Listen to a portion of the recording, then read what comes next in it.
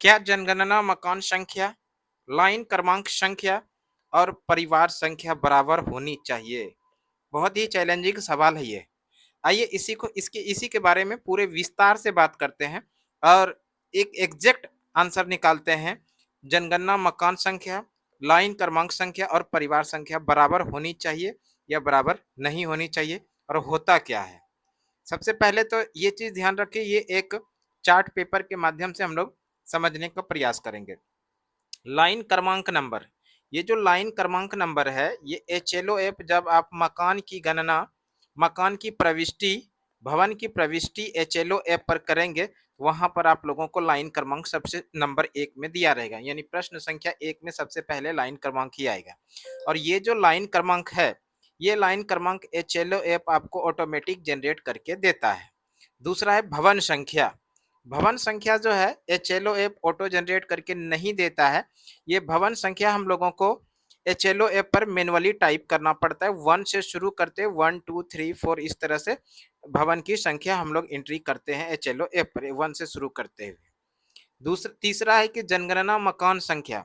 ये जो जनगणना मकान संख्या, ये जनगणना मकान संख्या एचएलओ ऐप पर जब हम लोग भवन संख्या का इंटर करते हैं, उसके बाद जनगणना मकान संख्या पर आते हैं, तो वहां पर नया क्लिक करते हैं, तो ये ऑटोमेटिक एचएलओ ऐप जो है 4 डिजिट में जनगणना मकान संख्या दे देता है। अब आता है आवासीय उपयोग, आवास और दूसरा गैर आवास। दो तरह के इसमें ऑप्शन आएंगे और इसके अलावा भी बहुत ऑप्शन आते हैं, जो मुख्य रूप से एक है आवासीय उपयोग और दूसरा आता है गैर आवासीय उपयोग, यानी जिसमें कि लोग रहते हैं रात्रि दोपहर सुबह, वो हो गया आवासीय। और जिसके अंदर की कुछ देर काम करके वो चले जाते हैं या अन्य उपयोग के लिए उसको यूज किया जाता है, तो वो हो गया गैर आवासीय। मुख्य रूप से ये, इसके अलावा भी उसके अंदर ऑप्शन है चलो ऐप में, लेकिन मुख्य रूप से आप लोगों को अभी याद रखना है आवासीय और गैर आवासीय। परिवार क्रमांक, ये जो परिवार क्रमांक इसको भी समझिए, ये परिवार क्रमांक भी एचएलओ ऐप ऑटो जनरेट करके देता है, इसको भी ध्यान रखिएगा। कमरों की संख्या, कमरों की संख्या हम लोग जिस भवन की एंट्री करते हैं, जिस जनगणना मकान की एंट्री करते हैं, तो उनके परिवार के सदस्यों से पूछकर हम लोग कमरों की संख्या यहाँ पर लिखते हैं। हम लोग शुरू करते हैं पहले जनगणना भवन का, पहला जनगणना मकान का हम लोग एंट्री करते हैं एचएलओ पर। उसके बाद हम लोग यहाँ से स्पष्ट हो जाएगा क्या फर्क पड़ता है लाइन क्रमांक में, जनगणना मकान संख्या में और परिवार क्रमांक संख्या में। तो पहला जनगणना भवन के लिए कंडीशन क्या है? एक भवन है और इस भवन के अंदर एक जनगणना मकान है। एक भवन है और उसी एक जनगणना भवन के अंदर एक जनगणना मकान, इसका हम लोग एंट्री करेंगे। जैसे आप लोग एचएलओ ऐप पर एंट्री करने के लिए शुरू कीजिएगा, ओपन कीजिएगा, तो पहला जो है सबसे पहले आएगा लाइन क्रमांक, और ये लाइन क्रमांक ऑटो जनरेट करके एचएलओ ऐप आपको दे देगा। पहला एंट्री कर रहे हैं तो यहाँ पर 1 हो जाएगा, लाइन क्रमांक कितना हो जाएगा 1। और उसके बाद जो है भवन संख्या में हम लोग क्या करेंगे, मैनुअली टाइप करेंगे, और भवन संख्या ये पहला है, यहाँ पर भवन संख्या पहला दे देंगे। और जनगणना मकान संख्या के लिए एचएलओ ऐप पर नया क्लिक करेंगे, ये ऑटोमेटिक जो है जनगणना मकान संख्या 0001 दे देगा। जैसे 0001 ये जनगणना मकान दिया, उसके बाद आगे करेंगे और वहां से आपको प्रश्न पूछा जाएगा कि ये आवास के रूप में है या गैर आवास के रूप में है। आवास जो भी है, आवास है तो आवास हम लोग यहाँ पर टाइप करेंगे, और अगर गैर आवास है तो गैर आवास टाइप करेंगे, और अगर आवास हम लोग टाइप करेंगे तो ये परिवार क्रमांक नंबर आपको देगा। और मान लीजिए गैर आवास वहां पर टाइप करते तो ये परिवार क्रमांक नहीं देता है। और ये जो जनगणना मकान है ये आवासीय जनगणना मकान है, तो हम लोग यहाँ पर क्या लिए, आवास लिए। और ये परिवार क्रमांक आपको क्या दिया, 1 दिया। परिवार क्रमांक कितना दिया, 1 दिया। और कमरों की संख्या जो भी है, आप जनगणना मकान के जो परिवार है जो आपको पूरा डिटेल बता रहे हैं उनसे पूछकर यहाँ पर फिल कर लीजिएगा, इसमें कहीं कोई दिक्कत नहीं। अब आ जाइए दूसरा जनगणना भवन। दूसरा जनगणना भवन, ये जो है दूसरा जनगणना भवन है, ये चीज ध्यान रखिए, ये नंबर 2 में ये क्या है, दूसरा जनगणना भवन। और इस दूसरे जनगणना भवन के अंदर क्या कंडीशन है, दूसरा जनगणना भवन के अंदर कंडीशन ये है कि इसके अंदर 2 मकान है, जनगणना मकान। दूसरे जनगणना भवन में कितना मकान है, 2 जनगणना मकान है। एक जनगणना मकान जो है आवासीय है, आवास के रूप में, और दूसरा जो है वो गैर आवासीय है, ये ध्यान रखिएगा। अब इसका हम लोग एंट्री करेंगे, यहाँ पर जैसे आप एंट्री कीजिएगा तो अगला लाइन क्रमांक, इस जनगणना भवन का पहला मकान जो आवास के रूप में, इसका एंट्री करते हैं।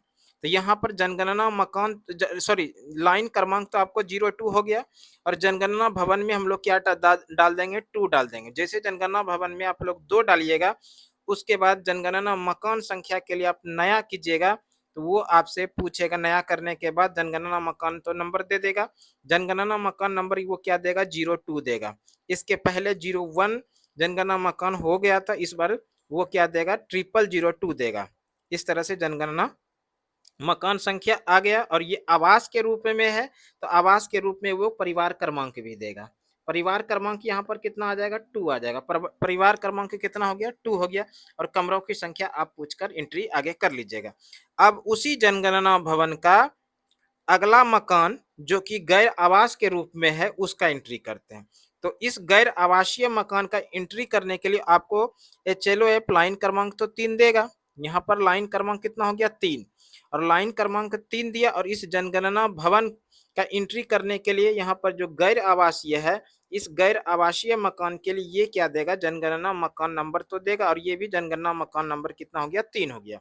और अब जो हम लोग आगे पढ़ेंगे जहां पर कि परिवार क्रमांक होगा, क्योंकि ये मकान जो है गैर आवासीय मकान है, इसलिए यहाँ पर परिवार क्रमांक नहीं आएगा। परिवार क्रमांक आप लोगों के सामने नहीं आएगा, और परिवार क्रमांक ये देगा भी, HLOF नहीं देगा। इसलिए यहाँ पर परिवार का क्रमांक क्या आ जाएगा, ब्लैंक रह जाएगा, इस तरह से रहेगा।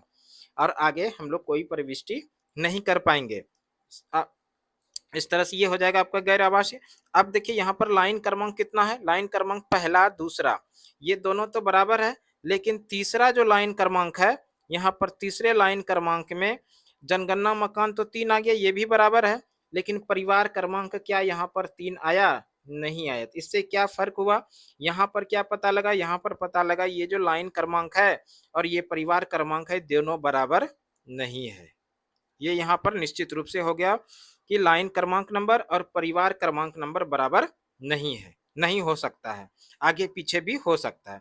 अब एक बात हम लोग यहाँ पर फोकस करेंगे, ये जो लाइन क्रमांक और ये जनगणना मकान संख्या, क्या ये बराबर होगा, इसको भी हम लोग देख लेते हैं। जनगणना मकान संख्या और लाइन क्रमांक संख्या, इसको देखते हैं। मान लीजिए ये जो जनगणना मकान है, इस जनगणना मकान के अंदर, इस जनगणना मकान के अंदर 2 परिवार है। कितना परिवार है, 2 परिवार, लेकिन जनगणना मकान नंबर 1 ही है। अगर 2 परिवार है, तो इस दोनों परिवार को एंट्री करने के लिए यहाँ पर HLOF दोनों का अलग अलग लाइन क्रमांक देगा, दोनों का लाइन क्रमांक अलग अलग देगा, जबकि जनगणना मकान संख्या 1 ही देगा। तो इससे क्या पता लग रहा है, यहाँ पर 2 लाइन क्रमांक हो गया, 2 एंट्री कर रहे हैं, तो दो परिवार की एंट्री कर रहे हैं, तो 2 लाइन क्रमांक आया, लेकिन जनगणना मकान नंबर 1 ही रहा। तो इससे ये फर्क यहाँ पर लगा, ये पता लगा यहाँ पर लाइन क्रमांक और जनगणना मकान संख्या ये भी दोनों समान नहीं हो सकता है। और इसी तरह से भवन संख्या भी समान नहीं हो सकता है, क्योंकि एक भवन के अंदर 2 या 2 से ज्यादा भी मकान हो सकते हैं। तो इस तरह से लाइन क्रमांक, भवन संख्या, जनगणना मकान संख्या और परिवार संख्या आपस में बराबर नहीं हो सकते, दोनों में डिफरेंस, तीनों चारों में डिफरेंस हो सकता है। और यहाँ पर हम लोग करके भी देखें। हमें उम्मीद है ये वीडियो आप लोगों को निश्चित रूप से पसंद आएगा और आपको स्पष्ट हो गया होगा लाइन क्रमांक, जनगणना भवन संख्या, जनगणना मकान संख्या और परिवार क्रमांक संख्या। इस वीडियो में इतना ही। अगली वीडियो में फिर से अगली नई जानकारी के साथ मिलते हैं, तब तक के लिए धन्यवाद। जय हिंद, वंदे मातरम।